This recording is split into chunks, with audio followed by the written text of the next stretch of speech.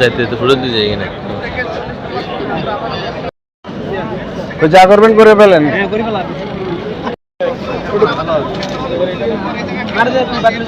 শুনতে হবে স্যার। সমস্যা নেই দিবে না বরাবর ঠিক আছে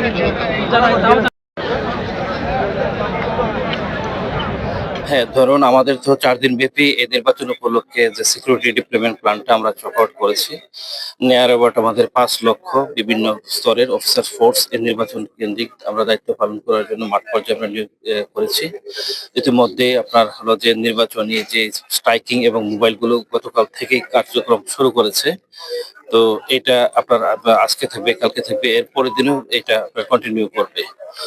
এবং সেই ক্ষেত্রে আমাদের প্রত্যেকটা কেন্দ্র ওয়াইজ নিড ভিত্তিক আমরা এক্সট্রা মোবাইল রেখেছি, আমরা স্ট্রাইকিং এর ব্যবস্থা রেখেছি, আমরা কিছু স্ট্রাইকিং রিজার্ভ আমরা রেখেছি, যাতে কোনো ধরনের দুর্যোগ পরিস্থিতি তৈরি হলে তাৎক্ষণিকভাবে এটা রেসপন্ড করা যায় এবং সাড়া দেওয়া যায়।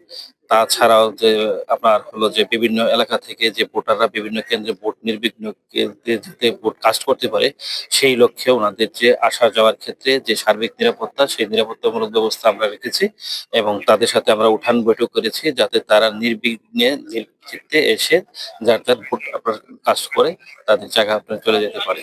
যে কোনো মূল্যে আমরা মানুষকে এবারে নির্বাচন, আমি আবারও বলি, এবারে নির্বাচন শুধুমাত্র ভোট সেন্টারে ভোট গণনা করে সেই রেজাল্ট নিয়ে রিটার্নিং কর্মকর্তার কার্যালয়ে আসা এবার ইলেকশন নয়। এবার ইলেকশন হচ্ছে প্রতিটি নাগরিক তারা ভোট কেন্দ্রে যাবে উৎসব মুখর পরিবেশে, সেখানে গিয়ে তার সুচিন্তিত মতামত ব্যক্ত করবে এবং সে খুশি মনে তার বাড়িতে ফেরত আসবে। এই পরিবেশ নিশ্চিত করাই হচ্ছে এবারের ভোটের মূল উদ্দেশ্য। 5 আগস্ট পরবর্তী সময় চট্টগ্রামের দ্বিতীয় উপজেলা সবচেয়ে উদ্বেগজনক